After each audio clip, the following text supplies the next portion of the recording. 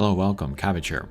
In War of the Visions, in the previous video, I talked about a couple of vision cards with the job-based buffs, and then I made charts for them. And then as I said in there, in this video I'll round up all of the job-based buff vision cards that have been released in JP so far.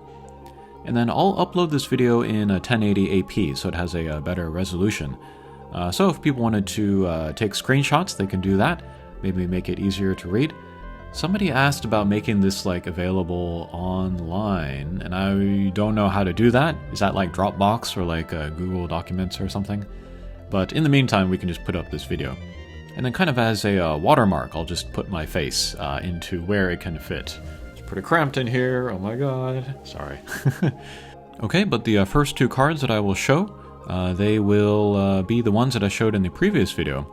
And then I wanted to make one addition to this first one here. There's a new Crystal Warrior Earth Element gun user, Durugia. He was not updated on the Ultima website, which is why I missed him the first time. And then there are 11 of these vision cards in all, so this is not going to be an in-depth video on any of them. But I'll just put it up, and then at the top I added the effects that we get. That should be easier to read than what I did before. Okay, first we have the Dragon Quest handout card, and this one I just totally missed, which I regret now. But at the time my motivation was so low that I could just barely max out Slime. That was the right decision. I'd rather have a maxed out Slime than this vision card. But yeah, this looks pretty good. Physical Maneater 30, and then Magic and Strike Resist for the party, and then for self, HP up. If Sasayaki were able to use this card, that would break my heart that I missed it. But this is the short sword warrior type, so she's not included on here. And then doing this overall, it was kind of interesting to see like who was sort of overrepresented and who was underrepresented.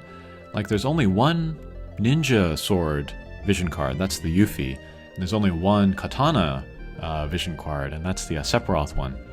But like lots for magic users or spear users or other sort of underrated ones like books or fists. So that was interesting to see. Next there is the Hatcher vision card for the Dragon Quest collaboration. Slash resist 24, magic 28, agility up. Anything with agility for the party is good automatically. And then for self, magic 10 and AoE resist 10. So maybe ideally this would be good for a magic team, but looking here I see like the ice characters, Summer Helena, Fina, not a ton, so this might be a tricky card to use. Okay, next we have the Crystal Warriors vision card. For the party, reaction block 48, strike attack, HP up 25, and then for self attack 10%, AoE resist 10. This was released for the Water Crystal Warrior. She is a fist user, as we can see. But this might be a good card for an all-fist team. And then I was talking about, in the previous video, like a lack of rolls. But if we look in the fist users, you know, we got some, let's see, kind of tanky characters. There's a couple sort of like magic-scaled attackers, some evade, so yeah, no healers. So we're kind of missing some stuff there. Okay, and then there's the Sephiroth card. Let's see, for the party, slash attack up, reaction block 32, critical evade of an unstated amount. Ultima did not have that. And then for self, agility up. So yeah, slash attackers. We have short swords, and then katanas, and then staff for some reason. Staff users are not going to be able to take advantage of the slash attack. But Light might have an interesting team here. Rob and Elena. Maybe Lucio. Or Yuna as a healer. Okay, next we have this Luasa card. This came out same time as something or other, but a lot of people skipped it just because of the timing. Maybe it was right before 3rd anniversary. But magic resistance 24, critical rate up 20, and then projectile attack 35. And for self, attack up and accuracy up. Pretty good card, I would say, for physical attackers, especially gun users. And then also Glove, they have some projectile attacks. That's kind of interesting, but don't think I need this. Okay, next we have, for the party, magic attack up, critical evade, and then AoE resist 20. That's pretty strong. I like single target and AoE resist 20 or higher, so any of these cards I'm automatically interested in. And then for self, agility up. Book, glove, greatsword, and staff of the priest variety. Maybe we want to make a magic team here. Rain, maybe?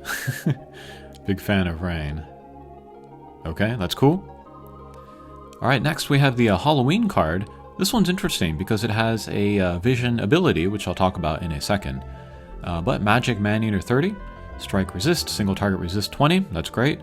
And then for self, magic up and AoE resist 10. That's cool to have the single target resist and AoE resist in one. But staff users, axe users, spear, and book.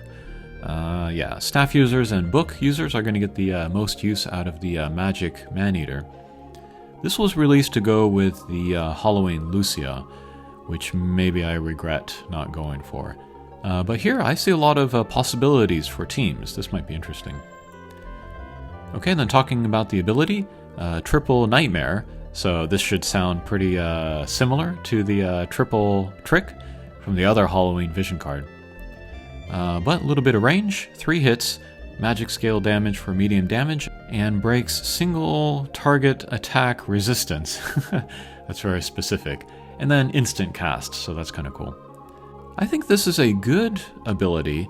I am very, very grateful to have the triple trick. I've used that a ton for clearing missions to get the combo clears. But I feel like if you had that, you would not need this as much. Although a pretty good card overall. Okay, next we have this horn card. Projectile resistance 24, dexterity 28. Haven't seen dexterity in a while. AoE resist 20, I like that. And then agility for self. Good for mace, fist, and gun users. This would be a good one to have. Dexterity is kind of underrated as a stat. Okay, and then the last one we'll talk about, I don't know if this is in global yet or not, but this is the Ibarra card. Let's see, for party, projectile resistance 24, HP 20, magic man-eater 25, and for self, magic up and AoE resist up. So yeah, definitely a magic focused card. So yeah, book and glove users, maybe they could benefit the most. But we can also see like rain, spear users, any magic scale spear users? Not really. Okay, so that is a look at all of the job-based buff vision cards released so far in JP. I guess these charts will be good for the next 4 months for global users. I am never going to update these, so after that, you're on your own. But when new vision cards are released, maybe I'll make charts for them as well. Okay, thanks for watching, and we'll see you again. Take care.